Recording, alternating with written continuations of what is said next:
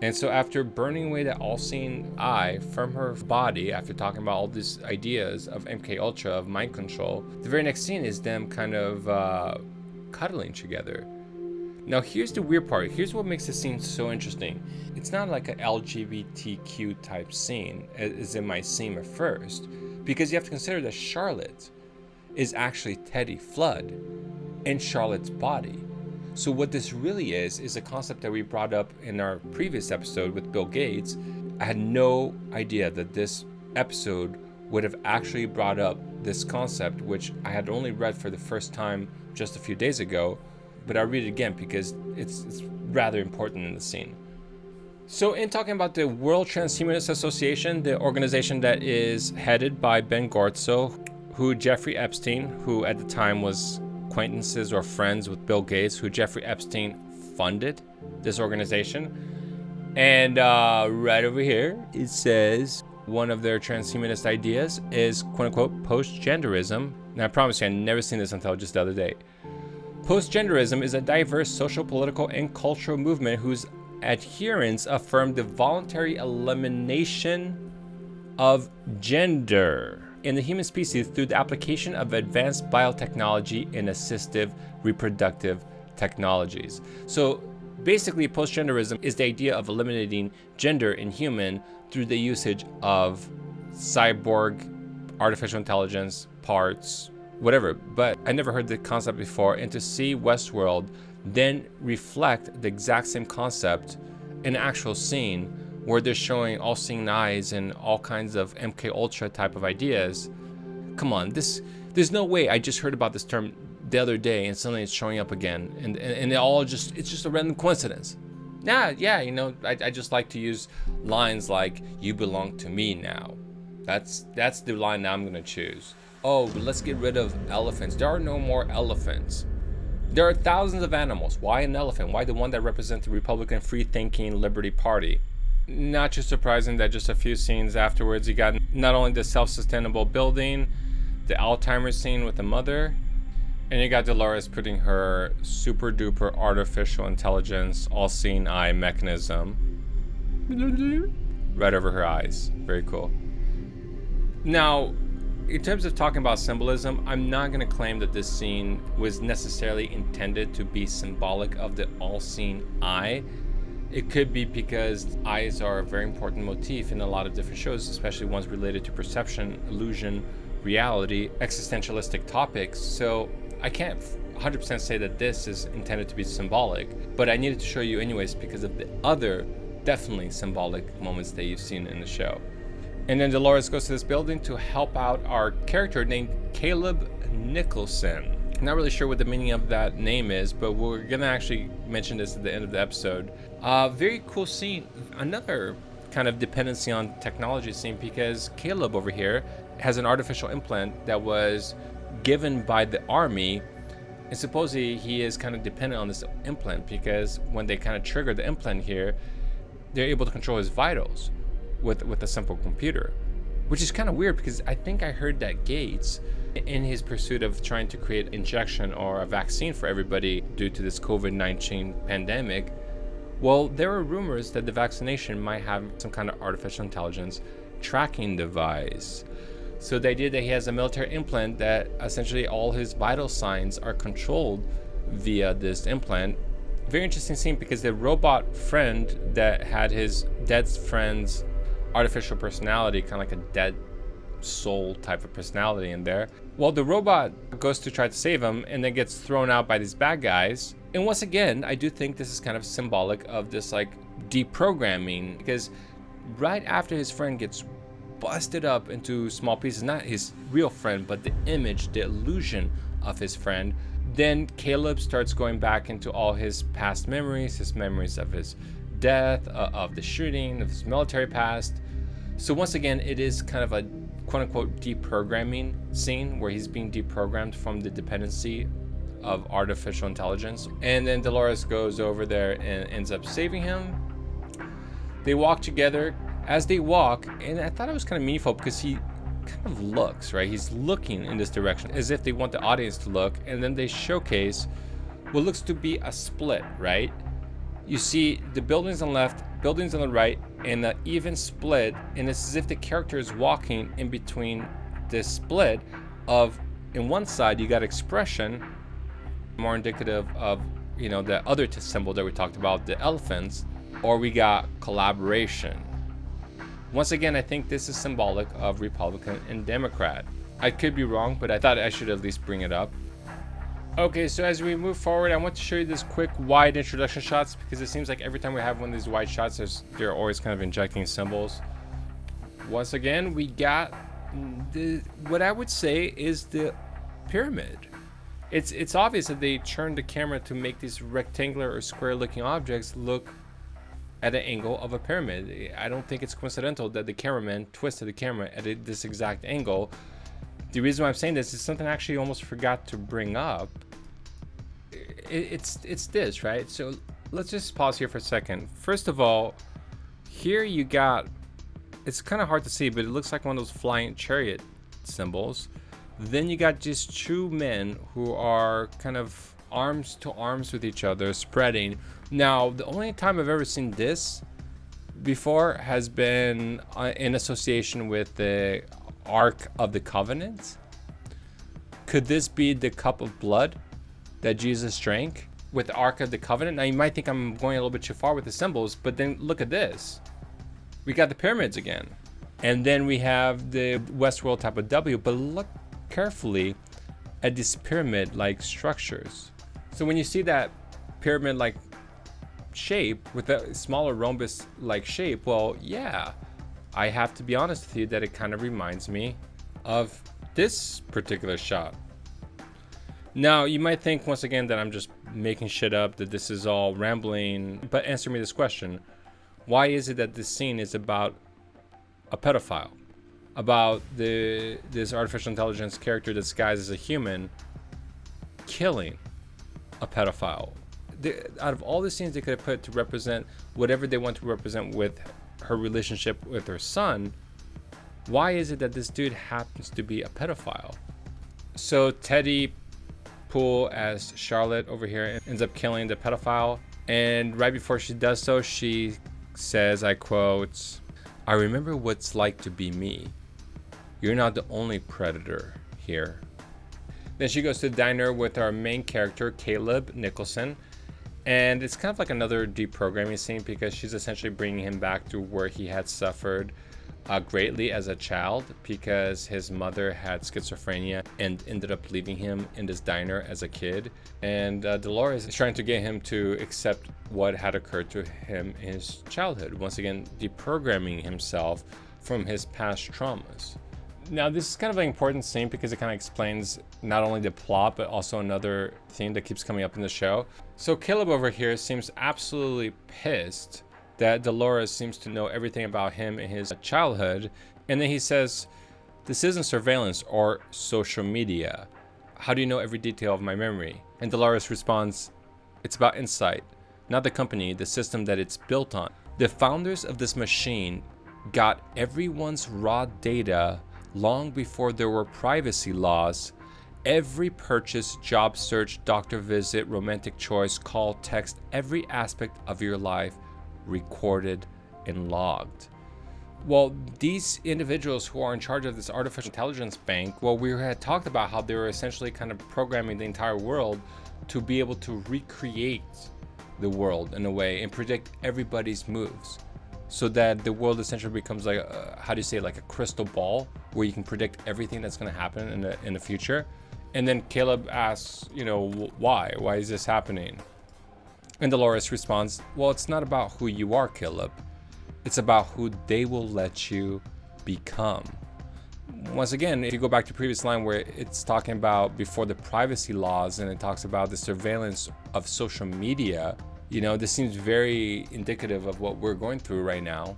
Oh, in talking about post-apocalyptic, I almost missed this moment, and I should rewind it because it's actually very relevant. I can't believe I actually forgot to tell you guys this, but it is really important. That's why I'm going back here. In this exact moment, she's killing this pedophile dude right after starting the establishing shot with some kind of pyramid-like shape. And we talked about this earlier in the previous episode. Now, you might think I was just making things up, but watch this. Watch what that kid who her kid is playing with is wearing. Look, do you see that?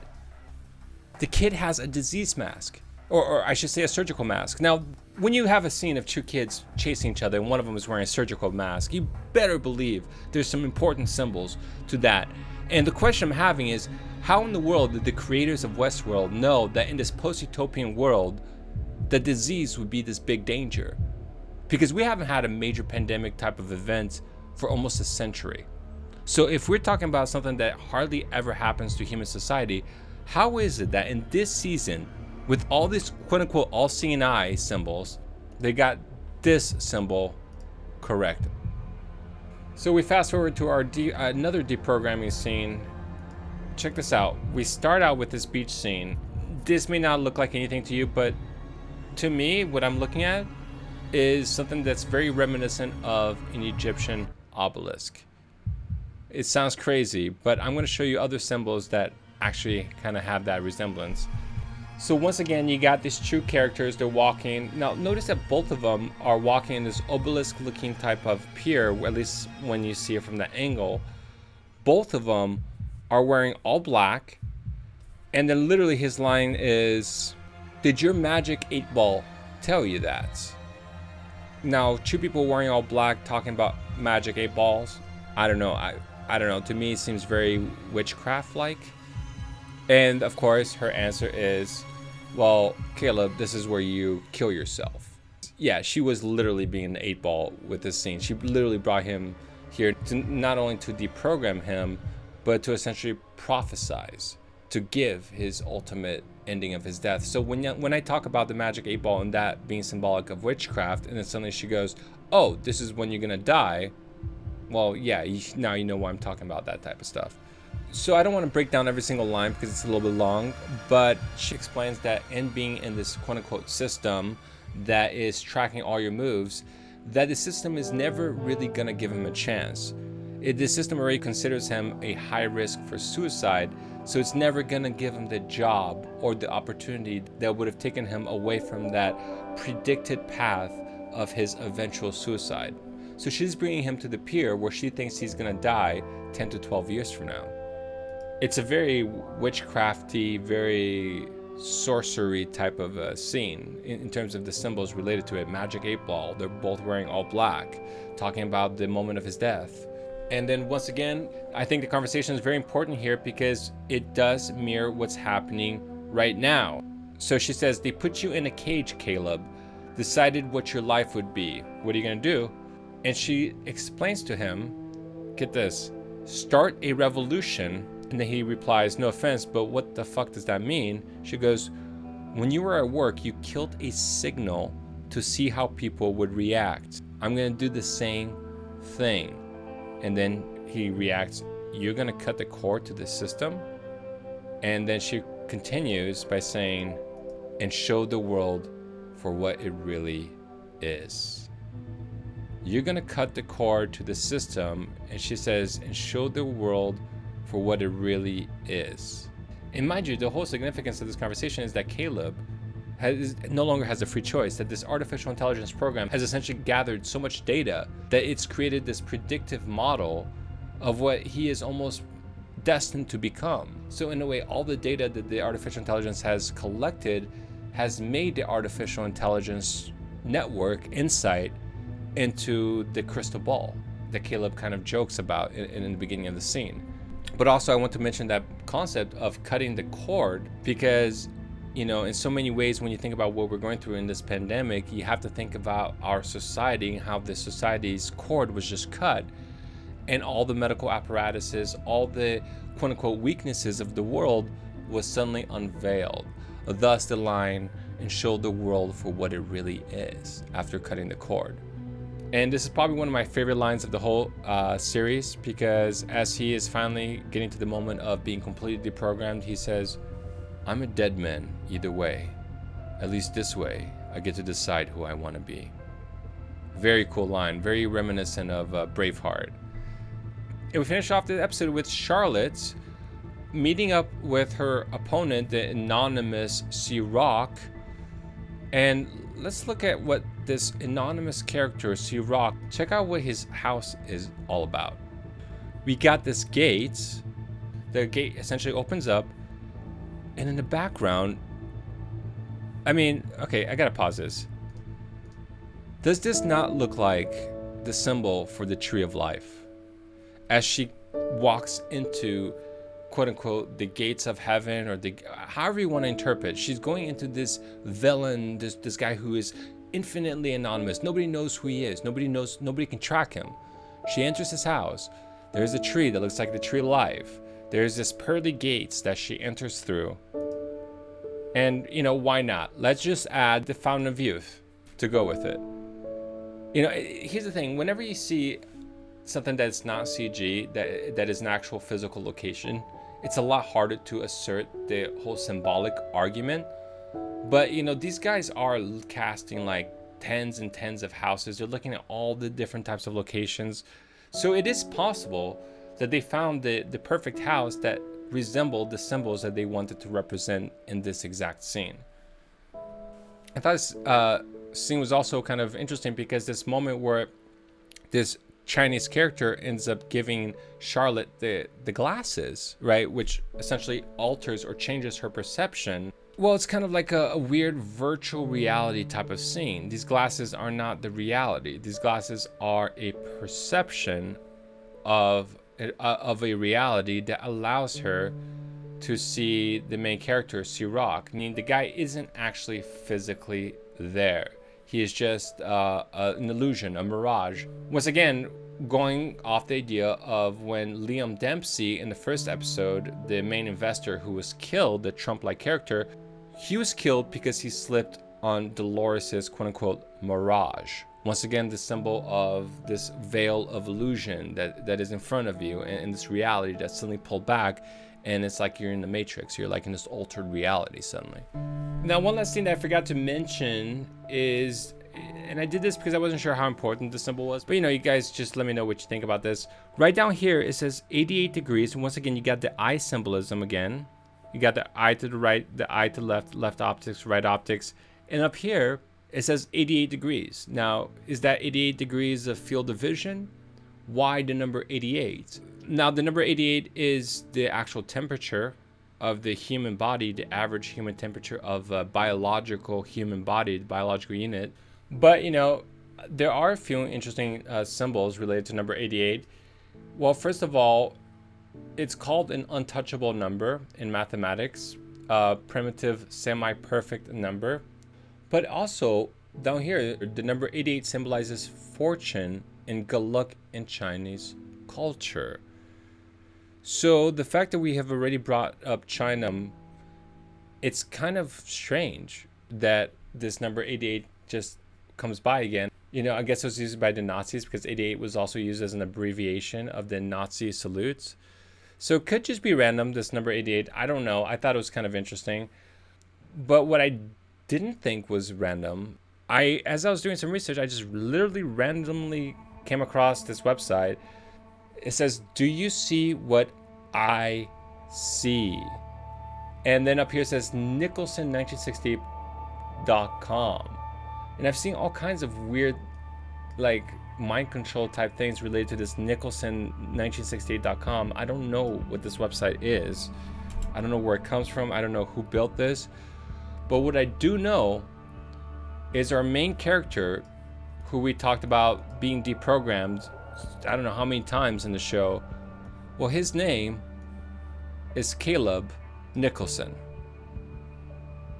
So, does it mean anything further? I don't know, because I don't know what Nicholson 1968 means. But if anybody knows what that means and why our character might be named Nicholson, or if that Nicholson name has anything further, please leave your thoughts in comments below, or about anything, any symbols. If you think some of this shit that I brought up was absolute horseshit, let us know.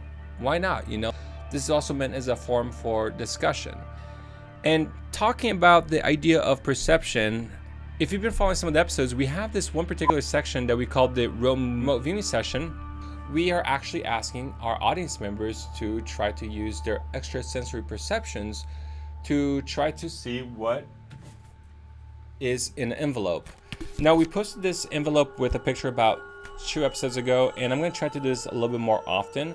But in this particular case, I didn't get a lot of guesses, and I'm just starting up the session again. So here's the card. Here is the code. The code is also attached to the back of the image. If you know how to remote view and you want to give this a shot and you end up getting correct, we will definitely give you a huge shout out in our next episode. Once again, thank you so much for following me. This is Felipe Osorio, signing out.